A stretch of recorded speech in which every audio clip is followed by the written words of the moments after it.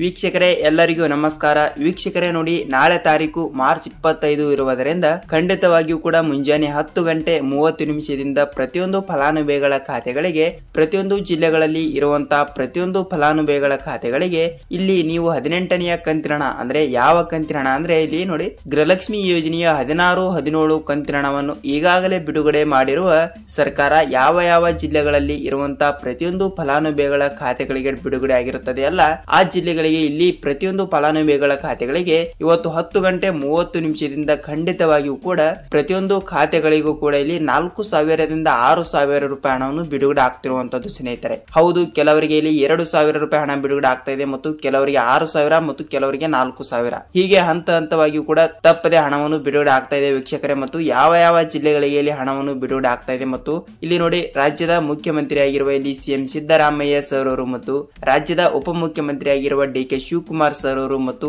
ಇಲ್ಲಿ ಮಹಿಳಾ ಮತ್ತು ಮಕ್ಕಳ ಕಲ್ಯಾಣ ಇಲಾಖೆಯ ಸಚಿವೆಯಾಗಿರುವ ಲಕ್ಷ್ಮಿ ಹೆಬ್ಬಾಳ್ಕರ್ ಮೇಡಮ್ ಅವರು ಕೂಡ ಇಲ್ಲಿ ಏನು ಮಾಹಿತಿ ಕೊಟ್ಟಿದ್ದಾರೆ, ಏನು ಇಲ್ಲ ಎಂಬುದರ ಮಾಹಿತಿಯನ್ನು ಈ ವಿಡಿಯೋದಲ್ಲಿ ಪೂರ್ತಿಯಾದ ಮಾಹಿತಿಯನ್ನು ತಿಳಿದುಕೊಳ್ಳುತ್ತಾ ಹೋಗೋಣ ಸ್ನೇಹಿತರೆ. ಸೊ ನೋಡಿ ಸ್ನೇಹಿತರೆ, ಇಲ್ಲಿ ನೀವೇನಾದ್ರೂ ಮೊದಲ ಬಾರಿಗೆ ಇಲ್ಲಿ ನಮ್ಮ ಚಾನಲ್ಗೆ ಭೇಟಿ ನೀಡ್ತಾ ಇದ್ರೆ ಒಂದೇ ಒಂದು ರಿಕ್ವೆಸ್ಟ್, ಇಲ್ಲಿ ನೀವೇನಾದ್ರೂ ಮೊದಲ ಬಾರಿಗೆ ನಮ್ಮ ವಿಡಿಯೋಗೆ ಭೇಟಿ ನೀಡ್ತಾ ಇದ್ರೆ ಸ್ನೇಹಿತರೆ, ತಪ್ಪದೆ ವಿಡಿಯೋಗೆ ಒಂದೇ ಒಂದು ಲೈಕ್ ಮಾಡಿ ಮತ್ತು ಈ ವಿಡಿಯೋನ ನೀವು ಪೂರ್ತಿಯಾಗಿ ನೋಡಿ ಸ್ನೇಹಿತರೆ. ಹೌದು, ನೀವು ಸ್ಕಿಪ್ ಮಾಡಿ ನೋಡಿದರೆ ನಿಮಗೆ ಇಲ್ಲಿ ಯಾವುದೇ ರೀತಿಯಾಗಿ ಕೂಡ ಮಾಹಿತಿ ಗೊತ್ತಾಗಲ್ಲ. ಅದಕ್ಕಾಗಿ ಕಂಪಲ್ಸರಿಯಾಗಿಯೂ ಕೂಡ ನೀವು ಈ ವಿಡಿಯೋನ ತಪ್ಪದೆ ಪೂರ್ತಿಯಾಗಿ ಕೊನೆ ತನಕ ನೋಡಿ. ನಿಮಗೆ ಇಲ್ಲಿ ಗೃಹಲಕ್ಷ್ಮಿ ಯೋಜನೆಯ 18, 19ನೆಯ ಕಂತಿನ ಹಣವನ್ನು ಯಾವ ಜಿಲ್ಲೆಗಳಿಗೆ ಬಿಡುಗಡೆ ಆಗ್ತಾ ಇದೆ ಮತ್ತು ಯಾವಾಗ ಹಣವನ್ನು ಬಿಡುಗಡೆ ಆಗ್ತಾ ಇದೆ ಮತ್ತು ಯಾವ ರೂಲ್ಸ್ ಗಳು ಬಂದಿವೆ ಮತ್ತು ಯಾವ ಏನು ಮಾಡಿದರೆ ಬಿಡುಗಡೆ ಆಗುತ್ತದೆ ಅಂತ ಪಿನ್ ಟು ಪಿನ್ ಈ ವಿಡಿಯೋದಲ್ಲಿ ಪೂರ್ತಿಯಾದ ಮಾಹಿತಿಯನ್ನು ತಿಳಿದುಕೊಳ್ಳುತ್ತಾ ಹೋಗೋಣ ಸ್ನೇಹಿತರೆ. ಅದಕ್ಕಾಗಿ ನೀವೇನಾದ್ರೂ ಇಲ್ಲಿ ಮೊದಲ ಬಾರಿಗೆ ನಮ್ಮ ಚಾನಲ್ಗೆ ಭೇಟಿ ನೀಡ್ತಾ ಇದ್ರೆ ದಯವಿಟ್ಟು ಸಬ್ಸ್ಕ್ರೈಬ್ ಮಾಡೋದ್ರ ಮೂಲಕ ಈ ವಿಡಿಯೋನ ನೀವು ಎಲ್ಲಿ ಸ್ಕಿಪ್ ಮಾಡದೆ ನೋಡಿ.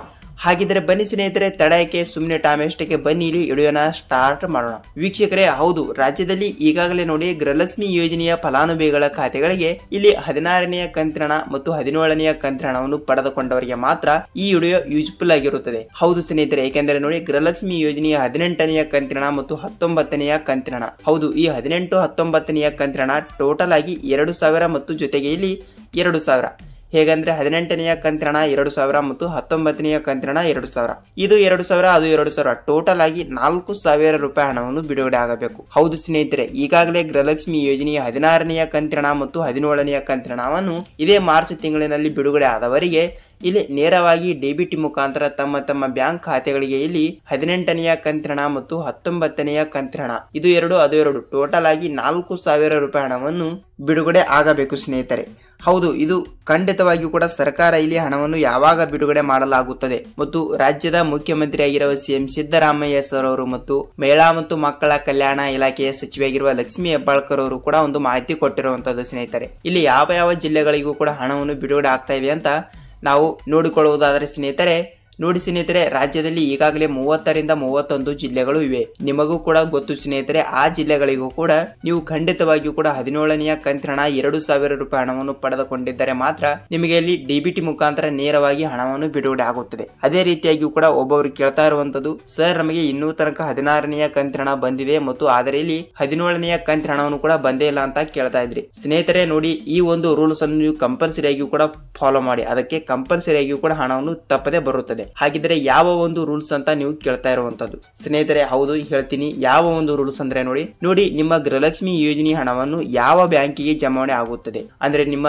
ಊರಿನಲ್ಲಿ ಇರುವಂತಹ ಬ್ಯಾಂಕ್ ಅಥವಾ ನಿಮ್ಮ ತಾಲೂಕಿನಲ್ಲಿ ಇರುವಂತಹ ಬ್ಯಾಂಕಿಗೆ ಜಮಾವಣೆ ಆಗುತ್ತಿದ್ದರೆ ಆ ಬ್ಯಾಂಕಿಗೆ ಹೋಗಿ ನೀವು ಏನು ಮಾಡಬೇಕಂದ್ರೆ ನೋಡಿ, ನಿಮ್ಮ ಬ್ಯಾಂಕ್ ಪಾಸ್ಬುಕ್ ಜೆರಾಕ್ಸ್ ಮತ್ತು ನಿಮ್ಮ ಆಧಾರ್ ಕಾರ್ಡ್ ಜೆರಾಕ್ಸ್ ಮತ್ತು ನಿಮ್ಮ ಆಧಾರ್ ಕಾರ್ಡ್ಗೆ ಲಿಂಕ್ ಇರುವ ಮೊಬೈಲ್ ನಂಬರ್ ಅನ್ನು ತೆಗೆದುಕೊಂಡು ಈ 3 ಡಾಕ್ಯುಮೆಂಟ್ಸ್ ಗಳನ್ನು ತೆಗೆದುಕೊಂಡು ನೀವು ಸೀಡಿಂಗ್ ಮಾಡಿಸಬೇಕು ಸ್ನೇಹಿತರೆ. ಹೌದು, ನಾನು ಪ್ರತಿಯೊಂದು ವಿಡಿಯೋದಲ್ಲಿ ಕೂಡ ಪದೇ ಹೇಳ್ತಾನೆ ಇರ್ತೀನಿ, ನೀವು ಕೇಳಿರಬಹುದು ವೀಕ್ಷಕರೇ. ಅದಕ್ಕಾಗಿ ಖಂಡಿತವಾಗಿಯೂ ಕೂಡ ನಾನು ಪದೇ ಪ್ರತಿಯೊಂದು ವಿಡಿಯೋದಲ್ಲೂ ಕೂಡ ಹೇಳ್ತಾ ಇರ್ತೀನಿ, ಏನೆಂದರೆ ನೀವು ತಪ್ಪದೆ ಸೀಡಿಂಗ್ ಮಾಡಿಸಬೇಕು. ಹೌದು, ತಪ್ಪದೆ ನೀವು ಸೀಡಿಂಗ್ ಮಾಡಿಸಿದರೆ ಮಾತ್ರ ಇಲ್ಲಿ ನೇರವಾಗಿ ಡಿಬಿಟಿ ಮುಖಾಂತರ ತಮ್ಮ ಜಿಲ್ಲೆಗಳಿಗೆ ಇಲ್ಲಿ ಹಣವನ್ನು ತಪ್ಪದೆ ಬಿಡುಗಡೆ ಆಗುತ್ತದೆ ವೀಕ್ಷಕರೇ. ಅದಕ್ಕಾಗಿ ಕಂಪಲ್ಸರಿಯಾಗಿಯೂ ಕೂಡ ನೀವು ಹಣವನ್ನು ಪಡೆದುಕೊಳ್ಳಬೇಕಾದರೆ ಅಂದ್ರೆ 17ನೆಯ ಕಂತಿನ ಹಣ ಪಡೆದುಕೊಳ್ಳಬೇಕಾದ್ರೆ ಮತ್ತು 18, 19 ಹೀಗೆ 2,000, 4,000 ಒಬ್ಬೊಬ್ಬರು 6,000 ರೂಪಾಯಿ ಹಣವನ್ನು ಪಡೆದುಕೊಳ್ಳಬೇಕಾದ್ರೆ ನೀವು ತಪ್ಪದೆ ನಿಮ್ಮ ಬ್ಯಾಂಕ್ ಎಲ್ಲಿರುತ್ತದೆ ಅಲ್ಲಿ ಹೋಗಿ ನೀವು ಸೀಡಿಂಗ್ ಮಾಡಿಸಬೇಕು. ಹೌದು, ನಾನು ಪ್ರತಿಯೊಂದು ವಿಡಿಯೋದಲ್ಲೂ ಕೂಡ ಹೇಳ್ತಾನೆ ಇರ್ತೀನಿ ಮತ್ತು ಈಗಲೂ ಕೂಡ ಹೇಳ್ತಾ ಇದ್ದೀನಿ ವೀಕ್ಷಕರೇ. ಯಾಕೆಂದ್ರೆ ನೀವು ಸೀಡಿಂಗ್ ಮಾಡಿಸಿರ್ತೀರಾ, ಆದ್ರೆ ಕ್ಯಾನ್ಸಲ್ ಆಗಿದ್ದರೆ ಅದು ಹೋಗಿಬಿಡುತ್ತದೆ. ಅದಕ್ಕಾಗಿ ಕಂಪಲ್ಸರಿ ಆಗಿ ಕೂಡ ನೀವು ಸೀಡಿಂಗ್ ಮಾಡಿಸಬೇಕು.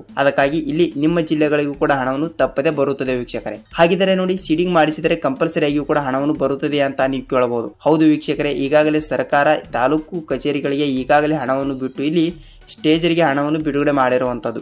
ಇಲ್ಲಿ ಡಿಬಿಟಿ ಮುಖಾಂತರ ನಿಮ್ಮ ಖಾತೆಗಳಿಗೆ ಬರೋದು ಇಷ್ಟೇ ಬಾಕಿ ಇರುವಂತದ್ದು. ಅದಕ್ಕಾಗಿ ತಪ್ಪದೆ ನೀವು ಕೂಡ ಸೀಡಿಂಗ್ ಮಾಡಿಸಿ ಮತ್ತು ಇನ್ನೊಂದು ರೂಲ್ಸ್ ಇದೆ ವೀಕ್ಷಕರ, ಅದನ್ನು ಕೂಡ ನೀವು ಪಾಲಿಸಬೇಕು. ಹಾಗಿದ್ರೆ ಇಲ್ಲಿ ರೂಲ್ಸ್ ಅನ್ನು ಮತ್ತೆ ನಾವು ನೋಡಿಕೊಳ್ಳುತ್ತಾ ಹೋಗೋಣ ಮತ್ತು ಇಲ್ಲಿ ಯಾವ ಜಿಲ್ಲೆಗಳು ಅಂತ ನೋಡಿಕೊಳ್ಳುತ್ತಾ ಹೋಗೋಣ ಬನ್ನಿ. ವೀಕ್ಷಕರೇ ನೋಡಿ, ರಾಜ್ಯದಲ್ಲಿ ಇರುವಂತಹ ಪ್ರತಿಯೊಂದು ಜಿಲ್ಲೆಗಳಿಗೂ ಕೂಡ ಇಲ್ಲಿ ಹಂತವಾಗಿಯೂ ಕೂಡ ಬಿಡುಗಡೆ ಮಾಡ್ತಾ ಇದ್ದಾರೆ. ಹೌದು ಸ್ನೇಹಿತರೆ, ಇಲ್ಲಿ ಯಾವುದೇ ರೀತಿಯಾಗಿಯೂ ಕೂಡ ಆ ಜಿಲ್ಲೆ ಈ ಜಿಲ್ಲೆ ಅಂತ ಅವರು ಯಾವುದೇ ರೀತಿಯಾಗಿಯೂ ಕೂಡ ಮಾಹಿತಿ ಕೊಟ್ಟಿಲ್ಲ.